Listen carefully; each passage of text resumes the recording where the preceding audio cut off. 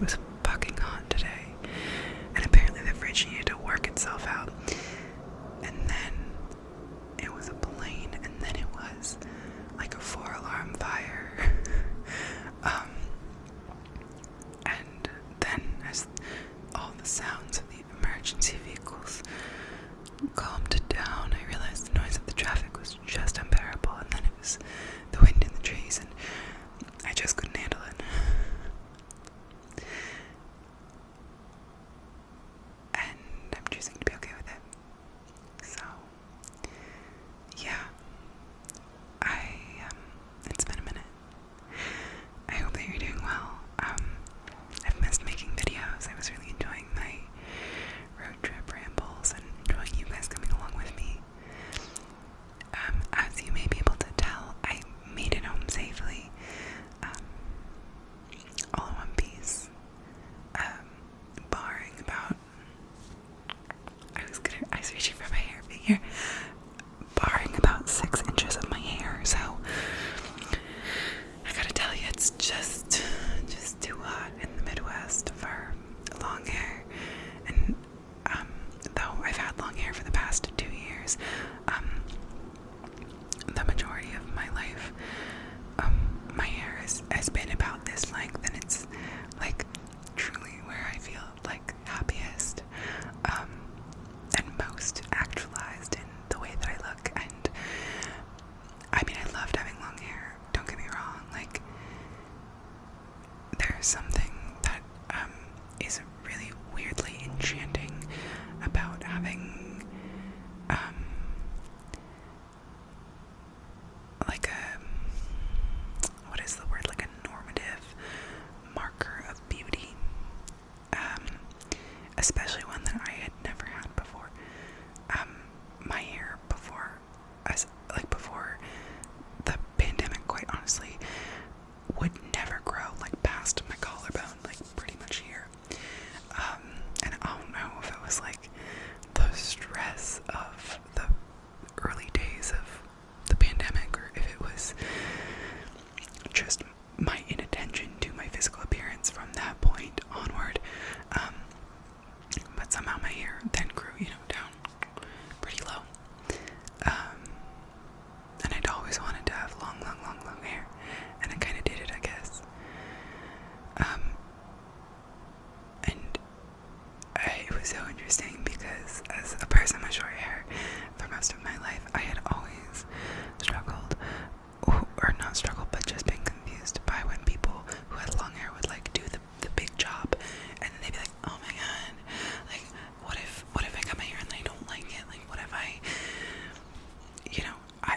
don't mean to mock that, but in my experience as a younger person, I was not kind about it. I thought it was ridiculous because I always had short hair. And then of course those goblins came calling when I considered cutting my own hair. I don't know. Every thought, the guy that I'm seeing, like with the other day, was telling me how like beautiful my hair was.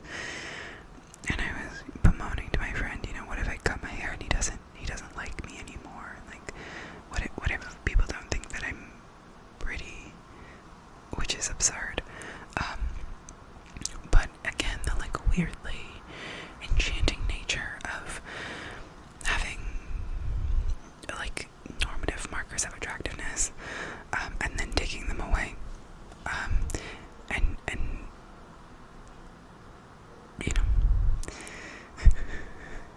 that's what I've been considering since I've cut my hair.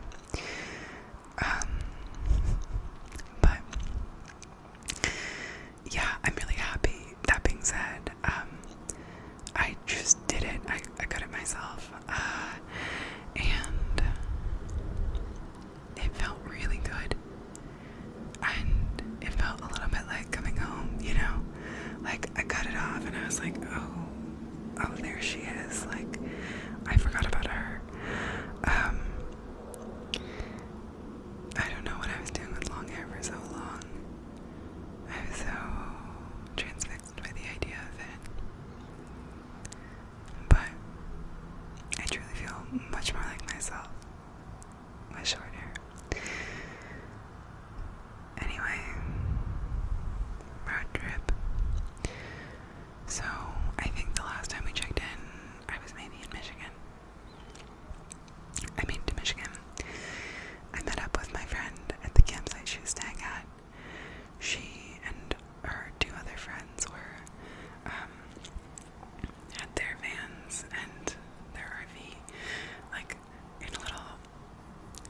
circle, like, think like Contazoko wagon train, like Laura Ingalls Wilder, like circle of wagons, and then we all like hung out inside of them. That really was the vibe.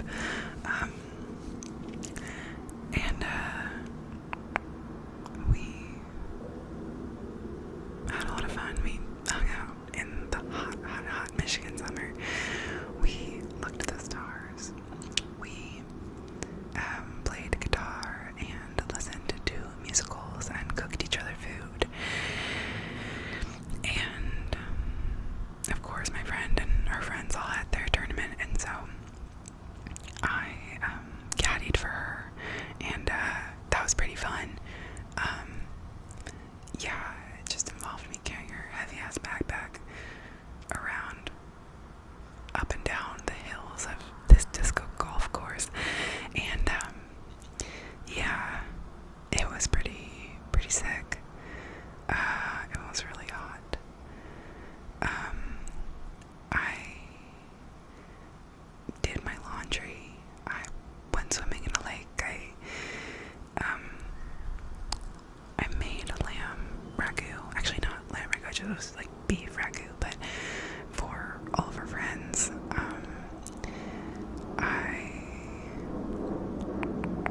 read my book. I read tarot. I did kendama. I did yoga. We, like, her friends especially are like a little bit more on the like social media, like influencer, though it's not a word. They both and I guess my friend does this too, but because they're professional athletes, they have to be like promoting like gear and merch and like their tournaments and like how they're doing. I think that's like part of what they have to do. That might not be 100% correct, but I helped them like make reels for their social media presences. That being said, I didn't really help them. I just sat around and like giggled while they did it, but I was there. And then, so we were there for the whole tournament. It was pretty fun. We had a good time. It was really fun to become friends with my friends. We had a really nice time, and it was a practice in extroversion, which I think I've mentioned it before. I'm a gigantic introvert. That being said, I'm very social, and I'm like love to fucking talk, and so I think it surprises people often when I say that I'm an introvert, because like I literally don't shut up. But yeah, I have a lot of social anxiety, and I think that has been aided by honestly, it's been aided by going on Adderall for my ADHD. Surprisingly, that is like assuaged a lot of my anxiety, quite honestly. But it still exists. It still happens inside of me. So yeah. But it was really, really fun. And then when the tournament ended, we left to drive to Chicago because my friend was leaving her van in Chicago, and then we were going to drive home together, and then she was going to fly back to Chicago from here. Does that make sense? Because she's still on tour, and she still has to like go play tournaments. And so the drive to Chicago after the last day of the tournament was one of the most arduous drives that I've ever done. It wasn't in length necessarily, in so much as that like we were sitting in traffic for like in Chicago and the surrounding suburbs for like 3 hours, and like I haven't had the experience in a long time where like Google Maps' ETA just like keeps going back. Like when we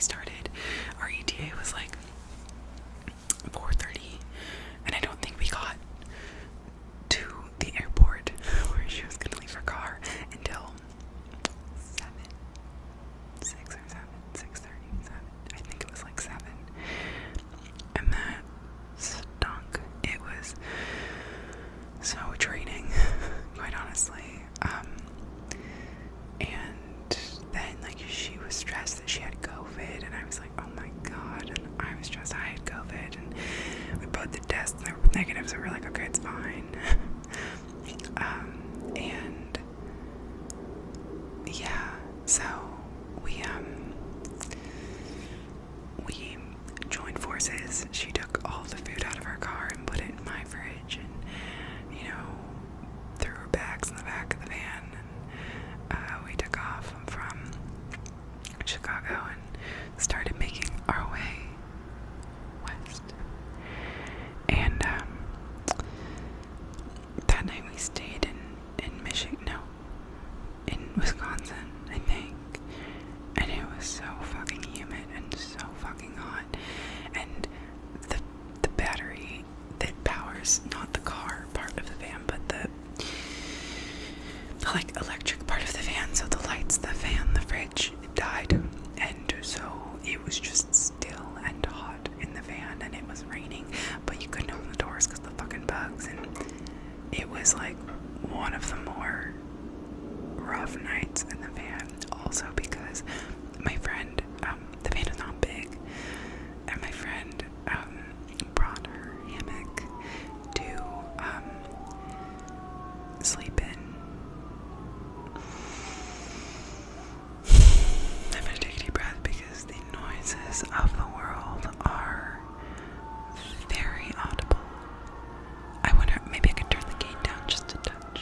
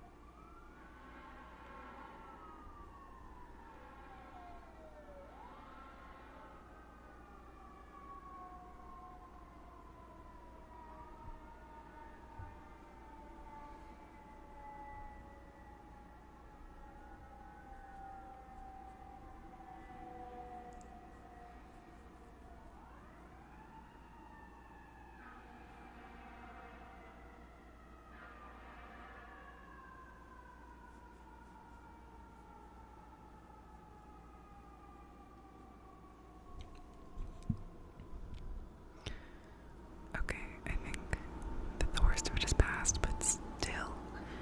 Sweet Jesus. Let's see. Let's turn the heat up a little bit more. Okay.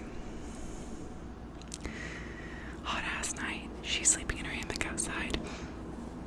I feel in the middle of the night, like it feels like the van is rocking.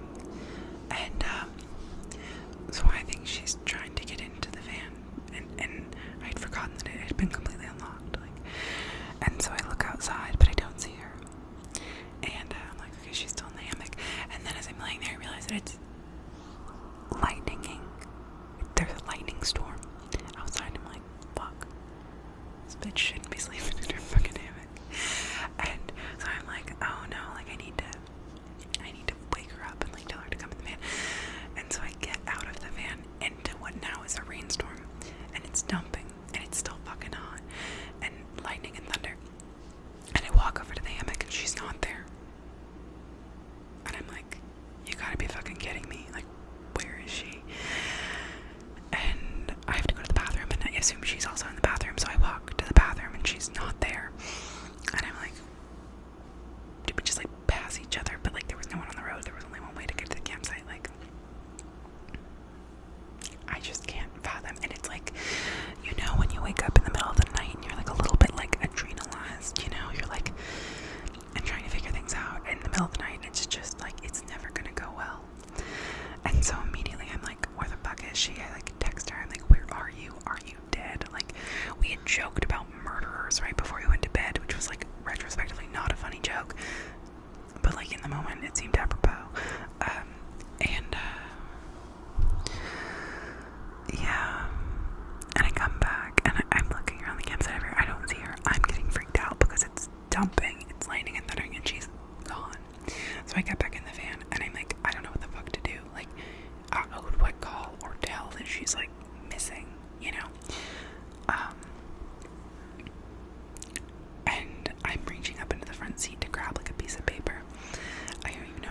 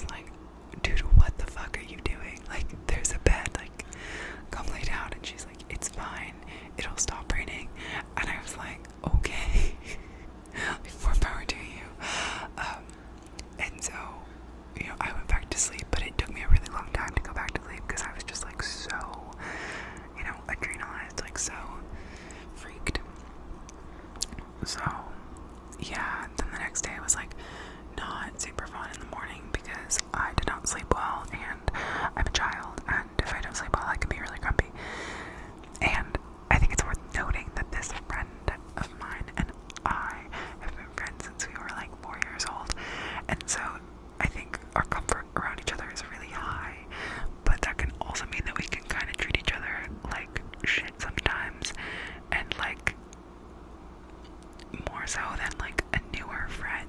Do you know what I mean? Which is something that I was talking to another friend about, and how it's so odd that we have these like barriers in relationship that like, you know, like, oh, I finally feel comfortable enough to be like angry around my friend, or to like be grumpy around my friend, or like to be whatever, but that like we don't want intimacy in our relationships to only consist of like being unkind to one another, you know, or like,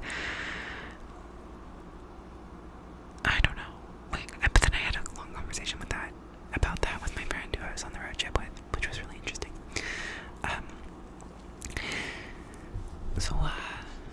Yeah, but that next day, we went and we visited my college. I went to college in the Midwest, and it was actually really sweet because I went to visit my friend who I was on the road trip with, in college when she was in school, and she had always talked about coming to visit me, but she never did, and,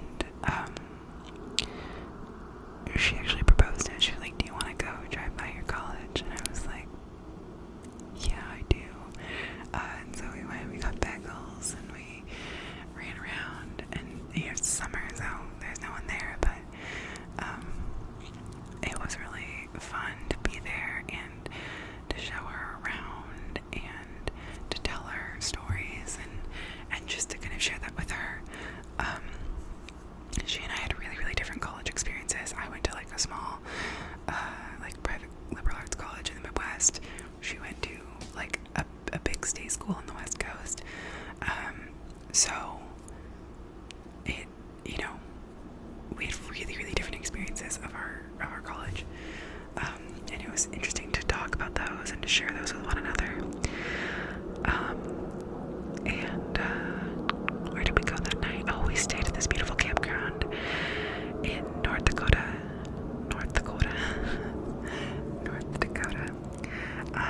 a little bit south of Fargo, in this like beautiful oak savanna, and it was like really, really rustic, or not like, it wasn't like it was a formal campground, but it was like pit toilet situation, not like showers, like gravel pit toilet situation, and it was so beautiful. We saw some really big ass bugs there though, and we got into a fight, which sucked. Yeah, it's not worth getting into because it was dumb, picky shit. But we definitely had like an emotionally fraught week, I would say, which was hard. I realized retrospectively that I was totally PMSing during this week. We were traveling together, which didn't make me like the kindest or most fun to be around, I'm sure. But that's neither here nor there. But then so I got into a fight, and then like she started crying, and like I'm the crier in our relationship. Like she's a Scorpio moon, but like, I mean, I think that you know that like that means she emotes internally, she doesn't emote externally. So she started crying,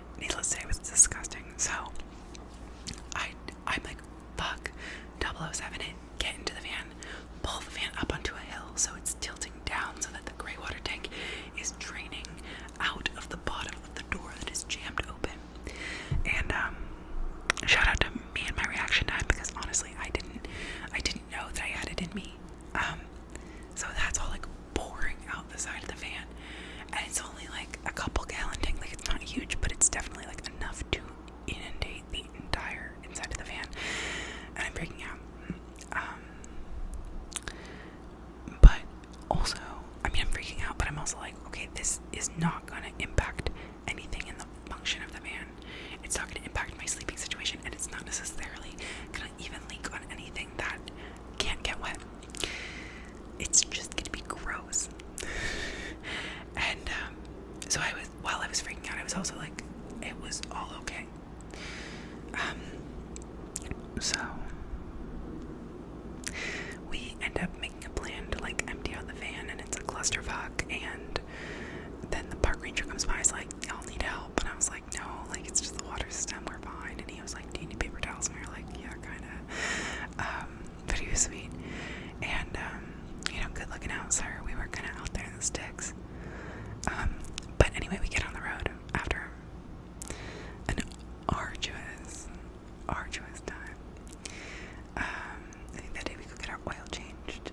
We in North Dakota, we stop at Target. We stop at Target.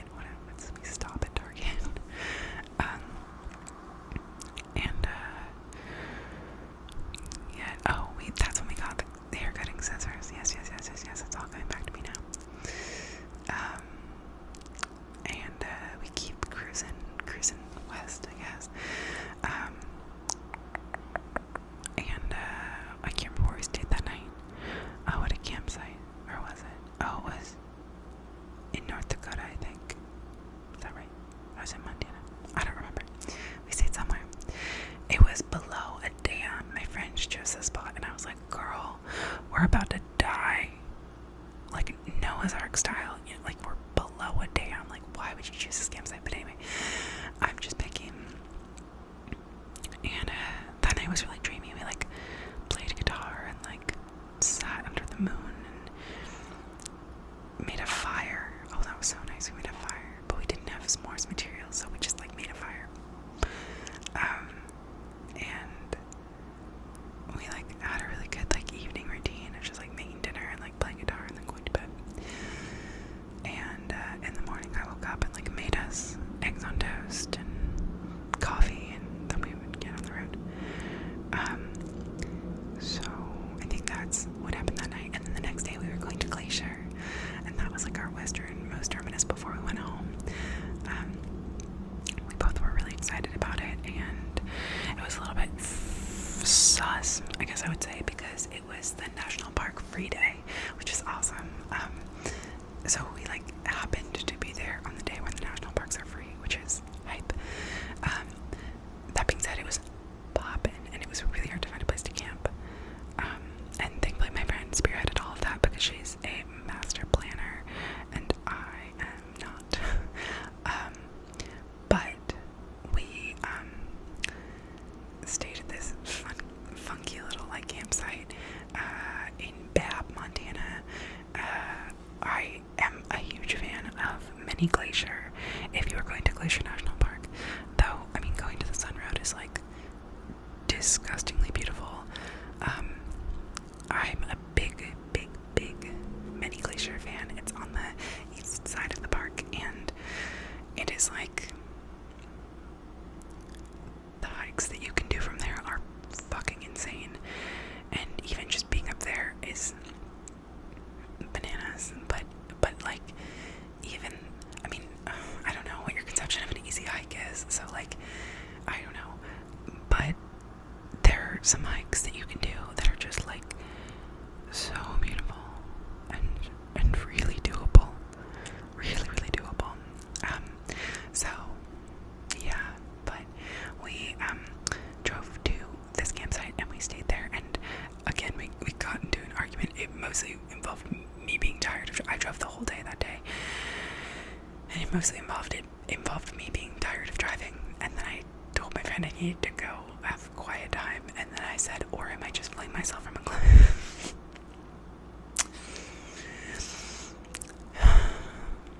Sometimes I wish I was just a little bit more chill, and sometimes I'm not. So yeah. And then I went for a walk for 30 minutes in the sunset, and then I realized I didn't bring the bear spray with me, and I was all alone in the woods, in the middle of a road. But still, I was like, okay, at least I'll see the bear coming.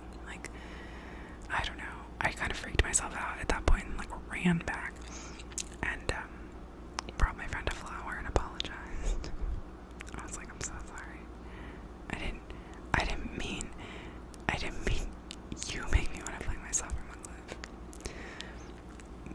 she was sweet. She made me dinner and we like talked and it was sweet.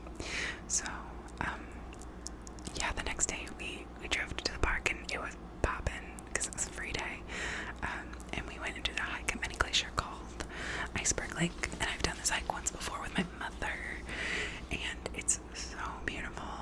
It was like 10 or 11 miles round trip, like 2,000 feet of elevation gain, which sounds like a humdinger vibe hike,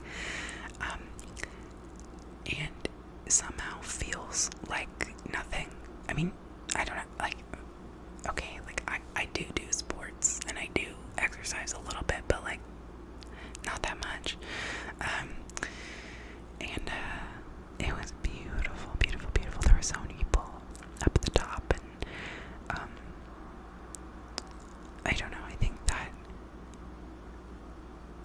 in another moment I would have been annoyed by that, but I think that making the beauties of our world accessible to everyone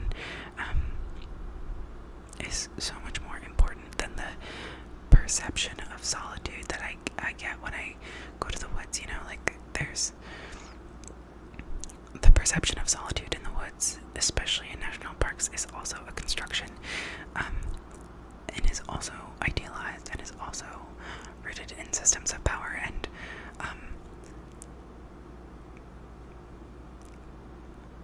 I'm so here for everyone being able to have a space in the woods. As if that's like a bold claim. It's not. Like, yeah. So we got up there and it was hot, and I had said the whole way up, I was like, I'm gonna swim in the lake. We get to the lake and there are ice floes floating on the lake, and my best friend is like, girl, you still gonna do it? And I was like, fuck yeah. And no one is jumping in the lake, and I'm like, am I gonna be the bitch who like takes off her clothes, runs into the lake? But there wasn't really a jumping off spot, and here's the thing: if you're gonna jump into a cold lake, let me tell you, you're not gonna wade in. If you try and wade in, you'll just not do it. You have to jump. I feel very strongly about this. And then we walk around the lake and we find a jumping off rock, and we see people jumping in the lake, and I was like, fuck yeah, we're doing it. And so I strip down and go down and jump into the coldest lake that I have ever been in. I wanted to have something witty to say when I popped my head out of the water after diving in, and the only thing that left my mouth was like no words. Like, I just, like, my brain was just like, and so I like swam as fast as I could to the shore, and I think that in the process my underwear like came off, and I was like trying to pull them back on, but also like trying to get out of the water because it was cold as fuck. And there was nothing to say about it. It was just freezing. And then my best friend is like, I'm gonna do it, and I was like, alright buddy, like, more power to you. And so she jumps in, and she's also like freezing. And my best friend, my other best friend, I have two childhood besties, and my other one, not the one I was on the road trip with, her mom says that the first time that you jump into any body of water, it's gonna be cold, and then the second time it's gonna be cold again, but then on the third time that you jump in, it's not cold anymore, and it's nice, and that's how you get used to like cold water, is you just go in 3 times. And the moment that I stopped feeling like I had just died from jumping in the lake, I was like, what if I did it again?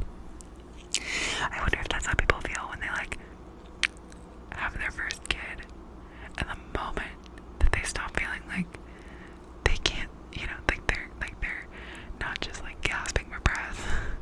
They're like, oh, what if we had another kid? Maybe that's how it happens. I don't know. Major tangent. But I'm immediately thinking about it. Like, what if I did it? No one else did it. Like, everyone else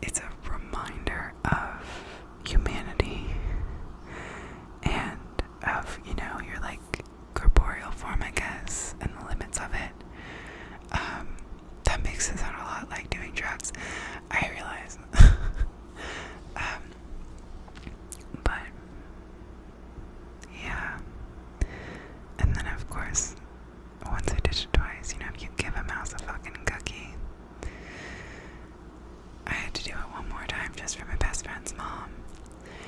And I did it the third time, and she's not wrong. The experience of the water was much more pleasurable. That being said, I still wanted to get out of it just as fucking quickly, and it took just as long to warm up afterwards. So I think there might be like a threshold at which this ideology no longer works. But I did it for her, so yeah. We hiked back down. It started raining as we hiked back down, which was kind of surprising because it's fucking hot. And then I was like a little wilting flower at that point. Like, I don't think I drank enough water. Like, didn't really eat enough food either, and just got a little too like sunned and sweated. Excuse me. I'm making myself sleepy now telling the story. But we yeah. Wow, I'm making myself really sleepy, like full on time to go to bed. I guess it is like 9:15. I could. I'm a grown up adult. I can do what I want. I can go to bed at 9:15. But yeah. We drove on going to the Sun Road that afternoon, and that was an experience like no other. I mean, it was beautiful. And yeah, that was a big day. That night we went to a campground in Montana, and stayed by the Kootenai River, and just had like a really important conversation for our friendship. It you know, I don't want to like get too much into it, but like there are some things that we had kind of needed to like share with one another for some time, and I think specifically me that I need to share with her, and I did, and it felt really scary to be so vulnerable. I mean, it's one of those weird things where like it felt so scary to be so vulnerable.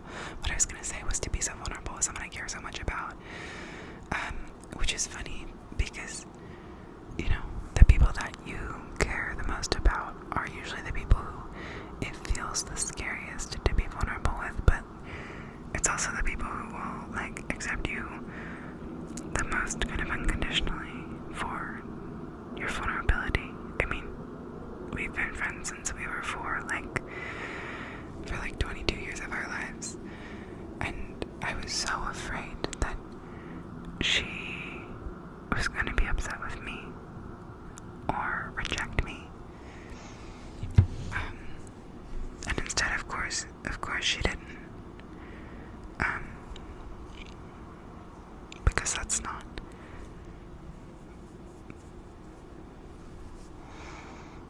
what friends do. And it was a beautiful evening. I mean, we were sitting by this river on the rocks, and a train like passed by on the other side of the river, and you could see its lights as it like lit up the forest on the other side, and the moon was setting over the horizon, and the stars were so bright, and like a V of pelicans flew over in the sunset and then flew back over, and it was really beautiful, and I was really proud of myself for being brave and talking to her about what I needed to talk about. And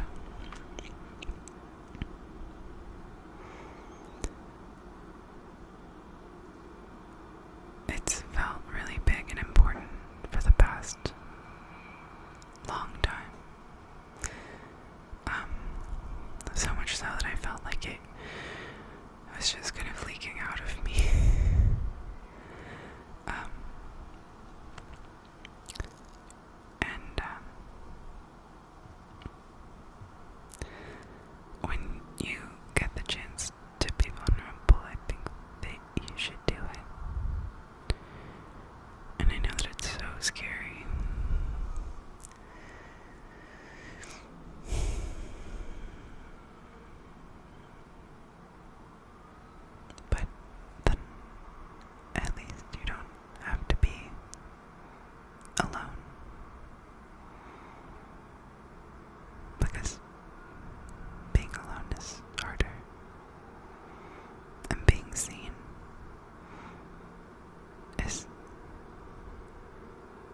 so invaluable.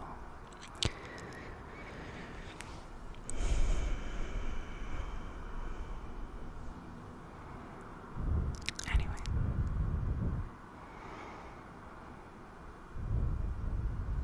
So I've been feeling like a little bit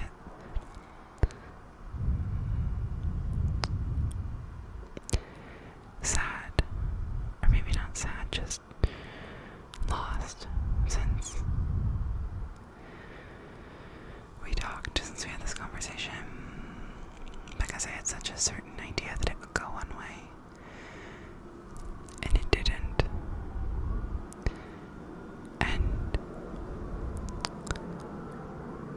And it's weird because I think it might have been one of the braver things that I've ever done. And I want to like shout it from the rooftops, you know? Like, I want everyone to know just how brave I am. But I don't know. I guess sometimes you don't get that kind of recognition for doing the thing that seems like maybe the hardest thing. I think there's moments where I thought that telling her or talking to her about it would be the hardest thing that I'd ever done. And then I've done it, and so it feels like someone should throw me a fucking parade. But I think I'm the only one who gets to throw the parade, you know? Like, because everybody's hard thing is their own. And there are people in my life who know. And now you do kind of too. But I don't know. I think the whole week together was really emotionally draining and emotionally kind of discombobulating, and I'm still picking up the pieces and trying to observe my feelings and my reactions and my experience as non-judgmentally as I can.